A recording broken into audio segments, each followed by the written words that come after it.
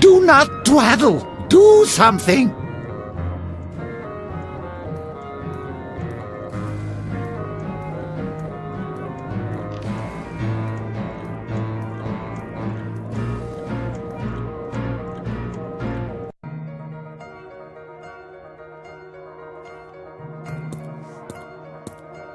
Hey, that's not a stone, that's Spot.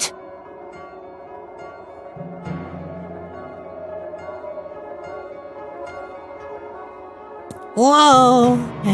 Did I mention that I suffer from severe vertigo?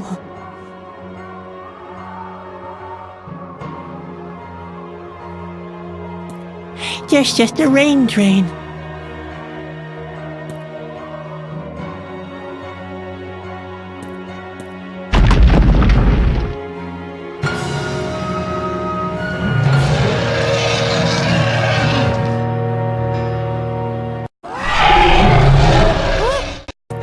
You are a fool, Sedgwick, but I was the greater fool to have trusted you. Now the world will end, and you're the one to blame. Is this really what you wanted? Heavens, Nicole, is that you? What happened to you? When you cut the tubes and the concentrated stagnation washed over me, I was transformed. I became stagnation itself. My martyrdom has ended. The frozen time has healed my wounds. You can't defeat me now, but you can help me stop the world one final time. I offer you eternal life as an alternative to total destruction. How can you resist such an offer? I'll wake up the king. And how do you propose to do that? Do you want to fly to the other side? Come with me. If you help me stop the fabric of space and time once again, I'll make you king. I'd rather have the world ended than eternal stagnation. I know you, Sedgwick. That's not who you are. You don't want things to change. Change always brings doom and destruction with it. You are afraid of that. I offer you a world without time, without doom, without fear. I'll figure something out. Why are you tormenting yourself? This whole voyage has been a single great ordeal for you. Let us save the world by bringing back stagnation. You could even be king. I am no longer interested. With my help, you could preserve the world as it has been in your memory. No more fear. No more responsibilities. No guilt. You wouldn't have to worry anymore. It would be a perfect world. I will stop you. That is futile, Sedgwick. Do not fight it.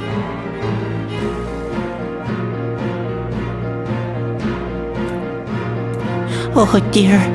Originally, I was supposed to use that to cure the king. Now I'm fresh out of ideas. Oh, what the heck?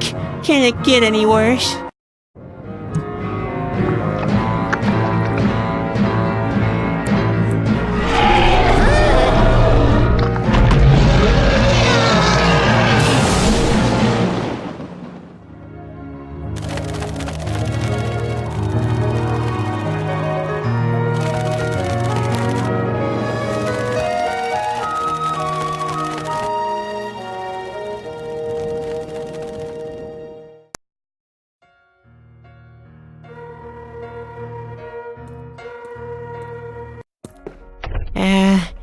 Hello? Your Majesty? What's up now? There's nobody here. But, the king...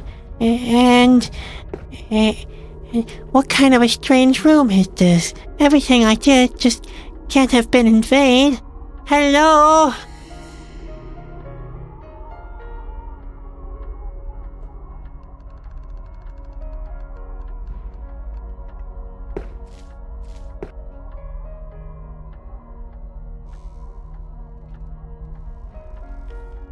These things are strangely familiar. What kind of peculiar room is this, anyway?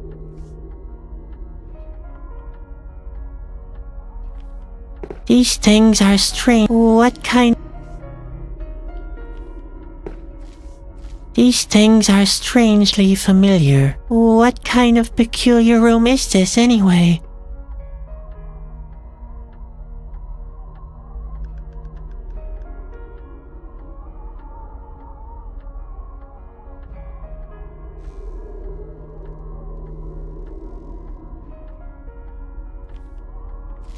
That's quite an impressive mirror, and an impressive layer of dust. I can hardly make anything out. Cleaning with my bare hands would be futile. I'd need a damp cloth. Where are all the handkerchiefs when you need them?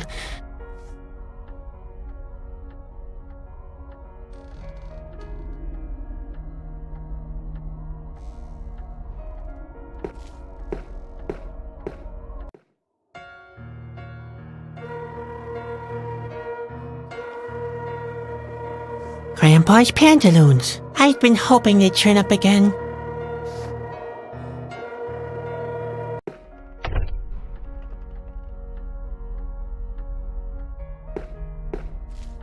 I should be able to wipe the dust off with these.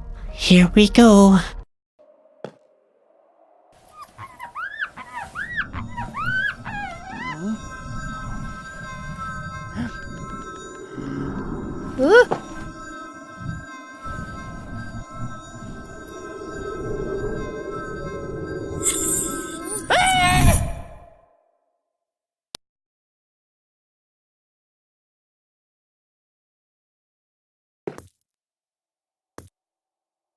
Who are you? Where am I? Sadwick asked, looking around unbelieving. The whole room seemed to consist of two giant mirrors facing each other. This here is the world between the mirrors. The boy inside the mirror answered. He paused for a peculiar moment before he continued. And I am your reflection in the mirror. As you may suspect, Sadwick was amazed. My what?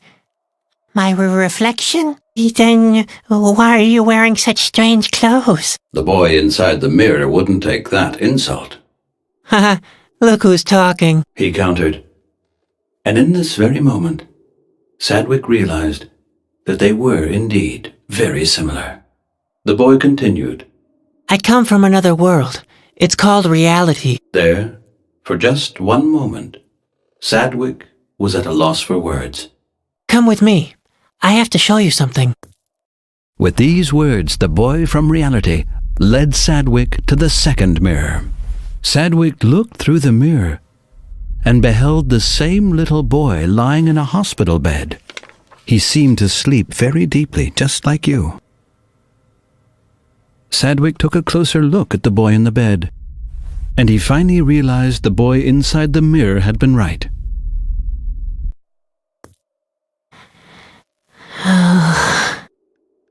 Finally, Sadwick managed to turn his gaze away from the mirror. When he turned to the boy inside the mirror, he gave Sadwick an encouraging look. We have slept long enough, He said. It's time to wake up.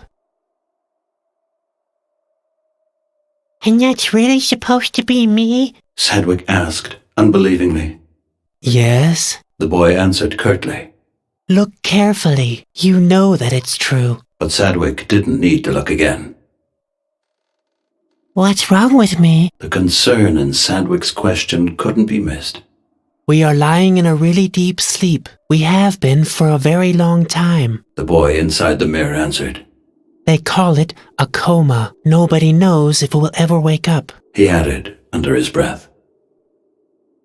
I thought I'd meet the king here. Sadwick's voice was trembling. He couldn't disengage himself from his old world. This world only exists in your head, Sadwick. You're the one making the decisions. Why me, of all people? He wanted to know. Can't somebody else do that? The boy inside the mirror looked stern. My whole life was just a story in a book. Sadwick simply couldn't believe it. The boy inside the mirror, on the other hand, remained patient. Dad is reading to us from a book. He hopes we can hear him. He hopes we'll stay conscious that way. Obviously, it wasn't all in vain. So, the blue sphere was Our dad. Exactly. The boy in the nightshirt completed. He wanted to call us back into consciousness, and now the moment has come. Both Sadwicks tensed up imperceptibly. Step through the mirror. You must destroy this world to switch over to reality. But what will become of Spot, of Grandpa, Ben, or Bobby? Would he ever see them again? Sadwick already knew the answer. They never really existed. For me, they did. Sadwick protested. Back there. That was my world. All my memories, all my friends. I can't remember any of that in front of me. I know. The boy inside the mirror consoled. But that's what life's all about. It's all about transformation. It's all so sudden. Sadwick had to admit. The boy inside the mirror sighed soundlessly. You could very well stay. The world will not be destroyed if you don't break through the mirror. Lucot is right. In the world behind, you could be a king, and everything would stay the way you remember it. The decision is yours. Sadwick wouldn't say it aloud, but he was completely helpless.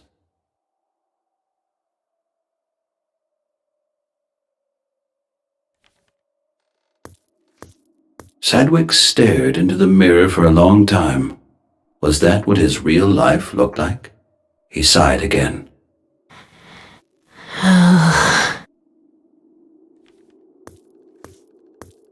Should he really leave his old world, his family and friends behind? Sadwick sighed.